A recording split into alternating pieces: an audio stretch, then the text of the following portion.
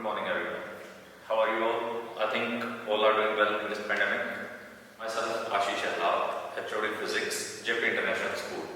Today, we are discussing about physics. So, first of all, some introduction part will be there. So, let us start with the forces. You all have studied the forces. What do you mean by a force? Okay? Simply, हम force से start करेंगे. Then we have to discuss about the gravitation force.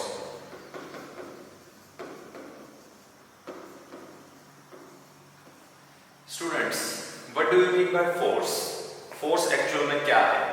Force, we all know a push or pull, but exactly हम उसको push और pull नहीं कह सकते. Push और pull सिर्फ एक ऐसी चीज है जिसके अंदर हम define करते हैं कि हमने सिर्फ किसी चीज को धक्का लगाया या हमने किसी को अपनी तरफ खींचा. वो एक फोर्स है. बट अगर हम किसी और फोर्स को रिप्रेजेंट करें, जैसे ग्रेविटेशनल फोर्स है, the force between two objects due to their masses, किन्हीं भी दो ऑब्जेक्ट्स में उनके मासेस की वजह से जो भी फोर्स होगा वो फोर्स भी तो एक फोर्स है. लेकिन वहां पे आपका कोई भी पुश या पुल, कोई एक्सटर्नल एफर्ट नहीं है. तो ग्रेविटेशनल फोर्स और फोर्स, फिर फोर्स में कॉमन क्या है? फोर्स एक ऐसी चीज है कि फोर्स मीन्स हमने किसी भी ऑब्जेक्ट के ऊपर फोर्स लगाया. एग्जाम्पल के तौर पे अगर हम बात करते हैं, कोई एक मैंने किसी को बोला कि बेटा मेरे को एक गिलास पानी दीजिए, वो बोलेगा मैं नहीं देता. मैंने बार बार बोला, उन्होंने मेरे को कहा कि आप मेरे को क्यों बार बार फोर्स कर रहे हैं. सो फोर्स क्या है? Simply energy transfer. कहीं पे भी आप एनर्जी ट्रांसफर करते हो, that is known as force. वो बेटा आपका फोर्स होगा. हम फोर्स से डिस्कस करते हैं. Force is a transfer of energy. आप एनर्जी को ट्रांसफर करेंगे किसी भी सेगमेंट में, किसी भी तरीके से, वो हर एक चीज फोर्स होगी. अब एनर्जी की अगर हम बात करते हैं, एनर्जी क्या है? हम एक एनर्जी का सोर्स है. हम अगर बोलते हैं तब भी हम एनर्जी ट्रांसफर करते हैं, हम चलते हैं तब भी हम एनर्जी ट्रांसफर करते हैं, हम लिखते हैं तब भी हम एनर्जी ट्रांसफर करते हैं. So we are a source of energy. जब हम एक एनर्जी का सोर्स है तो हम हमेशा एनर्जी को जनरेट करेंगे और एनर्जी को हम ट्रांसफर करते रहेंगे. अब बात आती है एनर्जी क्या है?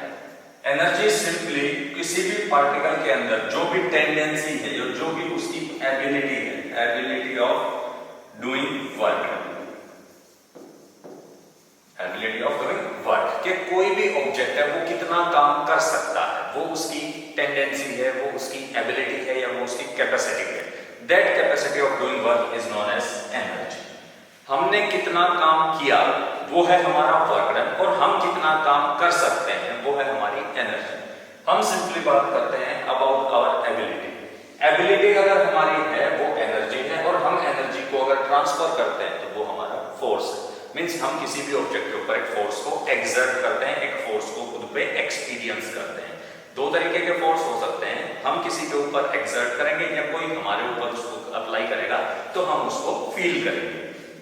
सो फर्स्ट ऑफ ऑल हम एनर्जी को अगर डिस्कस करते हैं, एबिलिटी, एनर्जी आपकी दो सेगमेंट्स में होगी. First segment is your continuous segment and second segment is your discrete segment. Discrete और we can say discontinuous.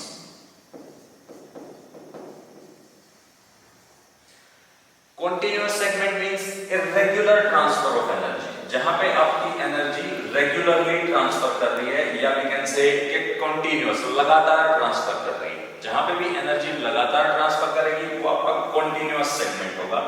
Discontinuous और डिस्क्रीट सेगमेंट मींस जहां पे आपकी एनर्जी एक पैकेट्स की फॉर्म में, वी कैन से कि जिस एनर्जी में आपके ब्रेक पॉइंट्स होंगे, जहां पे एनर्जी आपकी पैकेट्स की फॉर्म में जाएगी. फॉर एग्जांपल थोड़ी सी आपने डिलीवर की, उसके बाद आप गए फिर थोड़ी सी डिलीवर की. फॉर एग्जांपल जैसे मैं बोल रहा हूं, मैंने एक बार कोई चीज बोली, उसके बाद मैं रुक गया, फिर मैंने दोबारा से कोई चीज बोली, मैं फिर रुक गया, फिर मैंने तीसरी बार कोई चीज बोली. इस तरीके से तो वो हमारा डिसकंटीन्यूअस सेगमेंट होगा. लेकिन कंटीन्यूअस सेगमेंट जहां पे हमें रेगुलर मिल रहे, फॉर एग्जांपल लाइक सन, कि जैसे सन से एनर्जी प्रोड्यूस हो रही है, सन से लाइट रेज आ रही है, वो लाइट रेज बेटा क्या करेगी? आपको कंटीन्यूअस सोर्स ऑफ एनर्जी होगी. सो एनर्जी आपकी हम दो तरीके से ही ट्रांसफर कर सकते हैं, either in the continuous way और in the discontinuous way. The continuous form of energy is known as a wave, while the discontinuous form of energy is known as a packet, or we can say a particle. Here are the two formats of energies. First is wave nature, second is particle nature. Wave nature of energy means कि continuous transfer of energy, particle nature means a discontinuous transfer of energy, discrete transfer of energy. So continuous format of energy is known as a wave, while discontinuous format of energy is known as a particle. Means some are the continuous source of energy and some are the particle source of energy. Now we can say, suppose here is a continuous source of energy and that is a wave, while here is a different particle source of energy, या discontinuous of energy and that is known as a particle. In universe हमारे पास बेटा दो ही चीजें होंगी, एक continuous source of energy और एक discontinuous source of energy. अगर हम बात करते हैं कोई भी चीज एग्जिस्ट करती है यूनिवर्स में, उसका एग्जिस्टेंस किस वजह से होगा? Because of energy. अगर हर एक चीज के पास एक एनर्जी है, चाहे वो लिविंग थिंग हो या वो नॉन लिविंग थिंग हो, all the living things and all the non-living things possess some energy, either kinetic energy, potential energy, solar energy, any kind of energy, heat energy, infrared rays, ultraviolet rays, gamma rays, x-rays. बेटा कोई भी चीजें होंगी, वो सारी की सारी चीजें लिविंग और नॉन लिविंग थिंग्स कुछ भी होंगी, सब कुछ एनर्जी को पोजेस जरूर करेंगे. अगर कहीं पे भी वो एनर्जी को पोजेस करती हैं तो उनका एग्जिस्टेंस है. और एनर्जी हमने पढ़ी है सिर्फ दो फॉर्मेट में ही हो सकती है, either in the wave format और इन द पार्टिकल फॉर्मेट. हम बात करते हैं फर्स्ट ऑफ ऑल, सपोज कीजिए यूनिवर्स में अगर दो ही चीजें प्रेजेंट हैं तो उन दो चीजों में भी आपस में इंटरेक्शंस होंगी. वो इंटरेक्शंस कैसी हो सकती हैं? आइदर ए वेव इंटरेक्शन और ए पार्टिकल इंटरेक्शन, और we can say that a wave to particle interaction. हमारे पास तीन टाइप की इंटरेक्शंस होंगी, basically wave to wave interaction, particle to particle interaction and wave to particle interaction. For example, let us consider in a classroom only two students are there.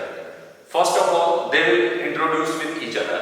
जब वो एक दूसरे के साथ इंट्रोडक्शन करेंगे, उस इंट्रोडक्शन में आप देखिए वो दो बच्चे कौन हो सकते हैं? आइदर बोथ आर बॉयज और both are girls or one boy one girl. So same concept, one wave to wave concept या wave to wave interaction, particle to particle interaction और from wave to particle interaction.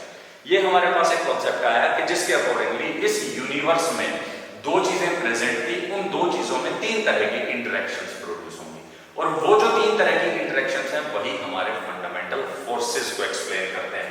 अगर एक wave के साथ interact करती है, या एक पार्टिकल के साथ इंटरेक्ट करता है, या एक वेव पार्टिकल के साथ इंटरेक्ट करे, किसी भी फॉर्मेट में ट्रांसफर तो बेटा एनर्जी ही होगी ना. और अगर एनर्जी ट्रांसफर हो रही है तो उस एनर्जी ट्रांसफर के अकॉर्डिंगली हम क्या बोल सकते हैं कि वहां पे कौन एक्सर्ट हो रहा है? वहां पे एक फोर्स एक्सर्ट हो रहा है. या तो वो फोर्स को एक्सर्ट कर रहे हैं या वो फोर्स को एक्सपीरियंस कर रहे हैं. उसके अकॉर्डिंगली हम यहां से एक्सप्लेन करते हैं टाइप ऑफ फोर्सेस को. There are the three types of forces. Number one is gravitational force.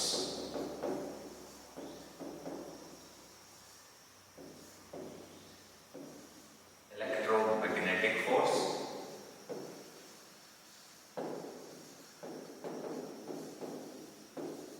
And the third are the nuclear forces.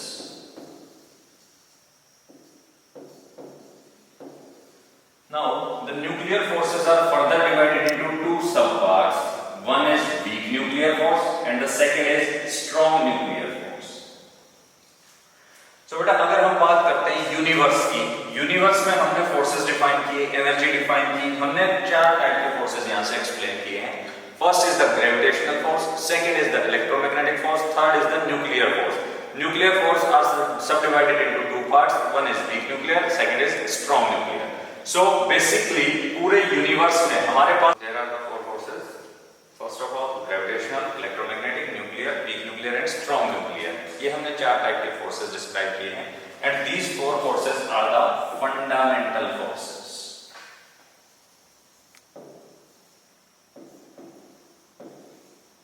बेटा फंडामेंटल फोर्सेस क्या होंगे? फंडामेंटल फोर्सेस, फंडामेंटल का मीनिंग होता है बेसिक, कि कोई भी चीज अगर बेसिक है यानी कि वो खुद में एग्जिस्ट करती है, किसी और चीज की हेल्प से हम उसको एक्सप्लेन नहीं कर सकते. That are known as the basic things or the fundamental things. So there are the four forces, all these are the fundamental forces. यानी कि यूनिवर्स में ये चार फोर्सेस ही ऐसे हैं जिनको हम एक्सप्लेन कर सकते हैं बाकी के जितने भी फोर्सेस हैं उन सबको इनकी हेल्प से एक्सप्लेन किया जा सकता है, या वो इनमें से किसी ना किसी का टाइप है।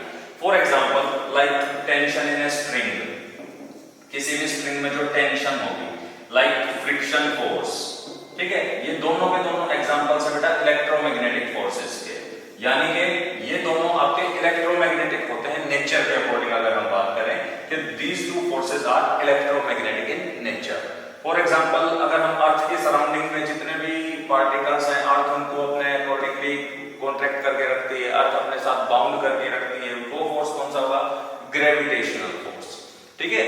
एटम के अंदर जितने भी फोर्सेस होंगे बेटा वो सारे कौन से होंगे? Nuclear forces. तो हम किसी भी फोर्स को अगर डिफाइन करेंगे तो वो इन चार में से ही किसी ना किसी का कोई टाइप होगा, जैसे कि मैंने अभी आपको एग्जांपल के तौर पर बताया। नेक्स्ट हम स्टार्ट करते हैं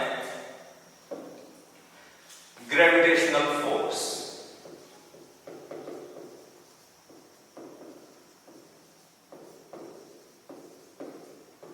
देखिए, सपोज कीजिए आपके पास एक पार्टिकल है जिसका मास है m1, एक पार्टिकल है जिसका मास है m2।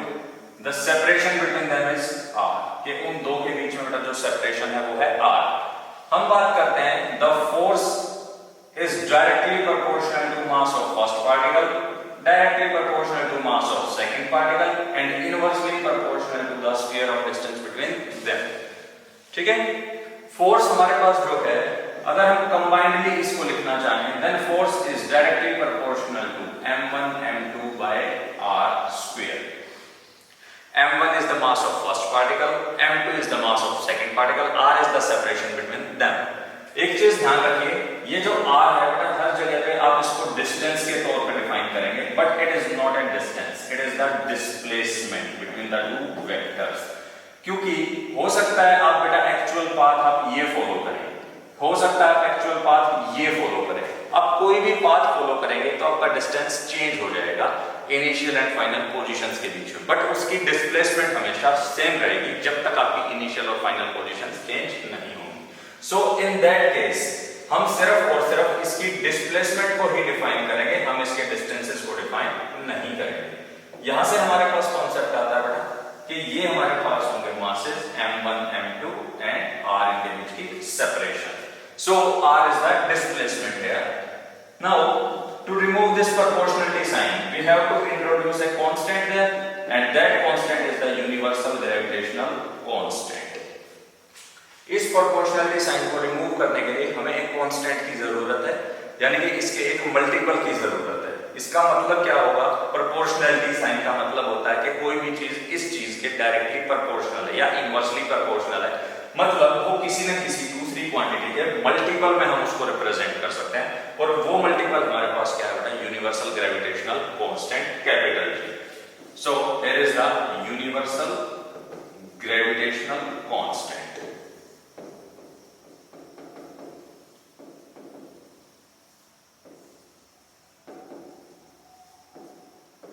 Universal gravitational constant, the value for this G is equals to 6.67 into 10 raised to power minus 11 Newton meter square per kilogram square।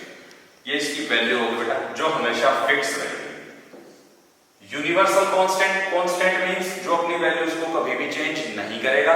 Gravitational constant means gravitational forces का constant है, और universal का means इसकी value space में हर जगह पे क्या रहेगी बेटा? फिक्स रहेगी। इसीलिए हम इसको क्या बोलते हैं? All over space, all over the space इसकी वैल्यू हमेशा फिक्स है। So this is known as the universal gravitational constant. अगर ये आपकी यूनिवर्सली एक्सेप्टेबल या यूनिवर्सली सेम नहीं होती तब हम इसको यूनिवर्सल कांस्टेंट डिफाइन नहीं करते, तब हम इसको सिर्फ और सिर्फ एक कांस्टेंट डिफाइन करते हैं। But in this case it is all in the space, ऑलवेयर ये आपकी हमेशा सेम रहेगी। इसी वजह से हमने इसको क्या डिफाइन किया है? Universal gravitational constant. And the value for this G is equals to 6.67 into 10 raised to power minus 11 Newton meter square per kilogram square। हम बात करते हैं अगर हम इसकी वैल्यू को इंक्रीज करते हैं 10 times, if it is increased by 10 times, यानी कि अगर ग्रेविटेशनल कांस्टेंट आपका 10 टाइम्स ज्यादा होता तब बेटा अर्थ आपके ऊपर इतना फोर्स एक्सर्ट कर देती कि हम मूव भी नहीं कर सकते, यानी कि हम चल भी नहीं सकते थे। अगर इसकी वैल्यू सिर्फ 10 टाइम्स इंक्रीज हो जाती तो, और अगर इसकी वैल्यू 10 टाइम्स डिक्रीज हो जाती means if it will become 6.67 into 10⁻⁻12, तब उस केस में हम इतने हल्के फील करते हैं कि अगर हम एक बार जंप करते सो 2 या 3 फ्लोर तक हम इजीली जंप कर सकते थे, अगर हमारे पास ग्रेविटेशनल कांस्टेंट की वैल्यू इससे कम या ज्यादा होती। अगर ज्यादा होती तब हम चल भी नहीं सकते थे, और अगर कम होती तो हम इतना इजीली जंप कर सकते थे कि हम डायरेक्ट 2 या 3 फ्लोर्स को जंप कर सकते थे। ये है यूनिवर्सल ग्रेविटेशनल कांस्टेंट। इसी वजह से जब एक्सपेरिमेंट्स हमने किए, उन एक्सपेरिमेंट्स के अकॉर्डिंगली ही इसकी ये वैल्यू डिफाइन की गई है। अब हम यहाँ पे फोर्सेस के कुछ टाइप्स या इसकी कुछ प्रॉपर्टीज को डिस्कस करते हैं। So first of all, first property, always attractive in nature.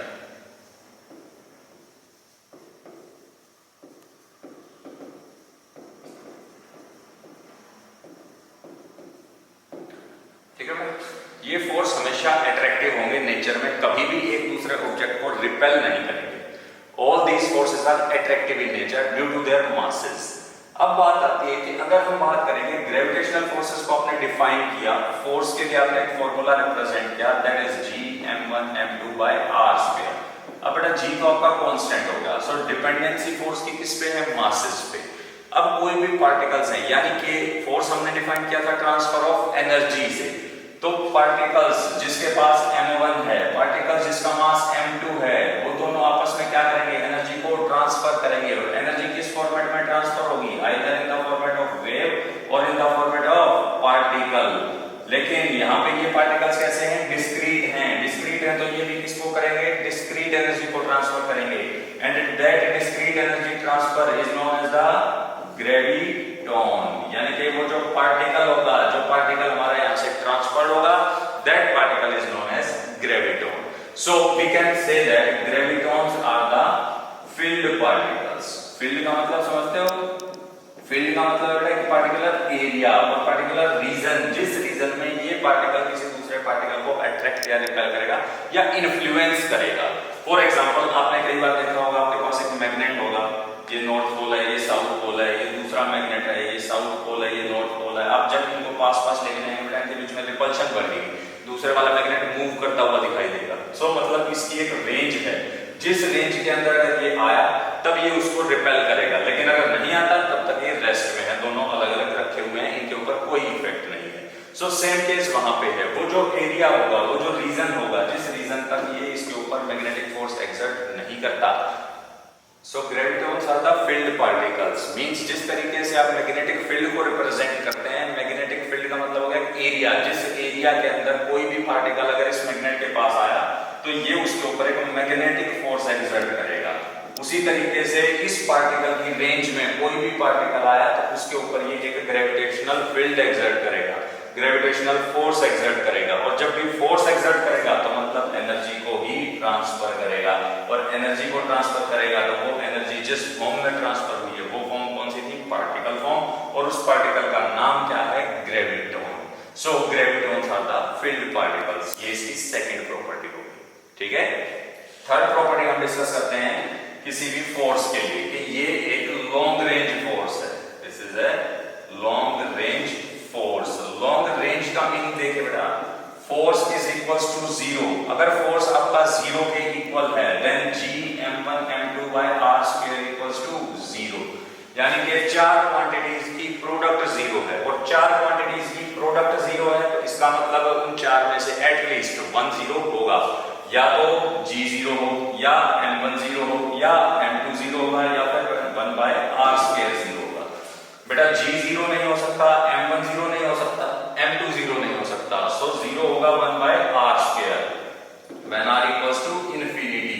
So it means कि जो फोर्सेस हैं ये फोर्सेस आपके इन्फिनिटी पे जाकर के जीरो होंगे, और इन्फिनिटी तक जीरो होंगे तो मींस फाइनाइट वैल्यू पे किसी भी लास्ट डिस्टेंस पे जीरो नहीं होंगे। So in that case we can say that these are the long range forces, but this is only a theoretical concept. ये सिर्फ और सिर्फ एक थ्योरेटिकल कॉन्सेप्ट है, कोई भी प्रैक्टिकली पॉसिबल नहीं है। फॉर एग्जांपल, मेरे पास मास है, इसके पास भी मास है, हम दोनों एक दूसरे को अट्रैक्ट नहीं कर रहे हैं। यहाँ पे ग्रेविटेशनल फोर्स क्या है? जीरो। ग्रेविटेशनल फोर्स जीरो है। जीरो किस लिए? जीरो इफेक्ट इसका जीरो है, मींस ये हमें शो नहीं होगा। शो किस लिए नहीं हो रहा? क्योंकि हमारे जो मासेस हैं बेटा वो बहुत ही स्मॉल अमाउंट में है, इतना लार्ज इफेक्ट को प्रोड्यूस प्रोड्यूस नहीं कर पाते कि वो इजीली विजिबल हो। सो इस केस में हम डिफाइन करते हैं कि ये सिर्फ और सिर्फ एक थ्योरेटिकल कॉन्सेप्ट है, up to infinity these forces exist, but in practical concept ये आपके एक सर्टेन फाइनाइट डिस्टेंस पे ही जीरो हो जाएंगे। अगर ये फाइनाइट डिस्टेंस पे ही जीरो होते हैं सो उसके अकॉर्डिंगली हमने इसको डिफाइन कर दिया था कि this is the long range force. But अगर फाइनाइट डिस्टेंस पे ही जीरो हो जाते हैं तो उसके अकॉर्डिंगली हम डिफाइन करेंगे कि these are the weakest force of nature. बेटा नेचर में कितने फोर्स हैं? चार। उन चार में से सबसे वीक कौन है? Gravitational forces. सेकंड नंबर फिर आपके electromagnetic, weak nuclear, strong nuclear, वो आ जाएंगे। बट जो वीकेस्ट फोर्स है वो आपके कौन से हैं? Gravitational forces. इसी वजह से इनका इफेक्ट यहाँ पे विजिबल नहीं है। नेक्स्ट प्रॉपर्टी हम बात करते हैं कि these forces are the conservative forces. These forces are conservative forces. बेटा कंजर्वेटिव फोर्स का मतलब क्या है? अभी अभी हमने डिफाइन किया था कि ये फोर्स था, ये एक पार्टिकल था, मास m1 था, m2 था, इनके बीच में टोटल सेपरेशन r थी। उस सेपरेशन से इनके बीच में एक फोर्स एक्सर्ट हुआ, that force is equals to g m1 m2 by r square. ये जो r था ये था सिर्फ और सिर्फ आपका total separation between the initial position, ये इनिशियल पोजीशन और ये आपकी final position. So the total separation between the initial and final position. मैंने अभी भी आपको डिफाइन किया था कि बेटा पाथ अगर आपका कुछ भी होगा सो उसके अकॉर्डिंग r चेंज हो जाएगा अगर हम डिस्टेंस की बात करेंगे, बट हम बात किसकी करते हैं? डिस्प्लेसमेंट की। सो उसी टाइप का फोर्स जो सिर्फ किस पे डिपेंड करेगा? डिस्प्लेसमेंट पे डिपेंड करेगा, that are known as the conservative forces, or we can say a path independent force. Path independent force that are known as the conservative force means which depends only on the initial or the final position। जो सिर्फ initial या final positions पे depend करेंगे, that forces are known as the gravitational force, or we can say conservative forces। A path independent forces are the conservative force, while the path dependent forces are known as the non-conservative forces। Next property की अगर हम बात, these obeys inverse square law। obeys inverse square law. बेटा हम बात करते हैं inverse square law को कैसे डिफाइन करेंगे? Force is inversely proportional to R square, या force is directly proportional to 1 by R square, means reciprocal of R square. तो अगर फोर्स आपका आर की पावर या किसी भी पावर के स्क्वायर से इनवर्सली प्रोपोर्शनल है, so we can say that this obeys inverse square law. तो बेटा ये फोर्सेस आपके इनवर्स स्क्वायर लॉ को ओबे करेंगे, ठीक है। नेक्स्ट प्रॉपर्टी, नेक्स्ट बेटा, these forces are central forces।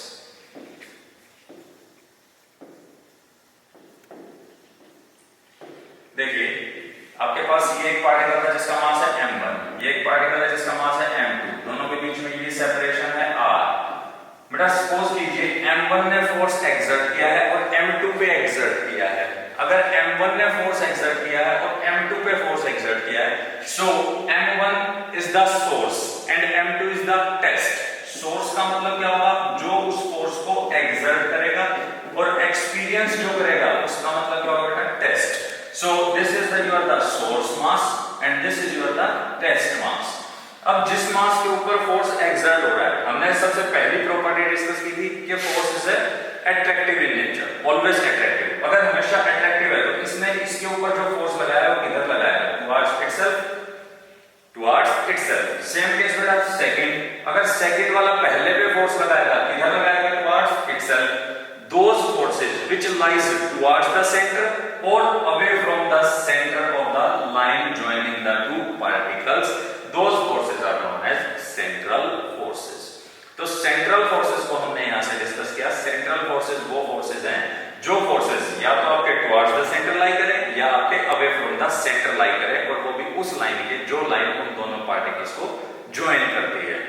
अगर कोई लाइन इन दो पार्टिकल्स को ज्वाइन कर रही है इनके टुवर्ड्स द सेंटर या away from the centre on that same line, those forces are known as central forces. So बेटा ये हमारा ग्रेविटेशनल फोर्स था, सबसे पहला फोर्स था जिसको हमने डिस्कस किया है, दिस इज द ग्रेविटेशनल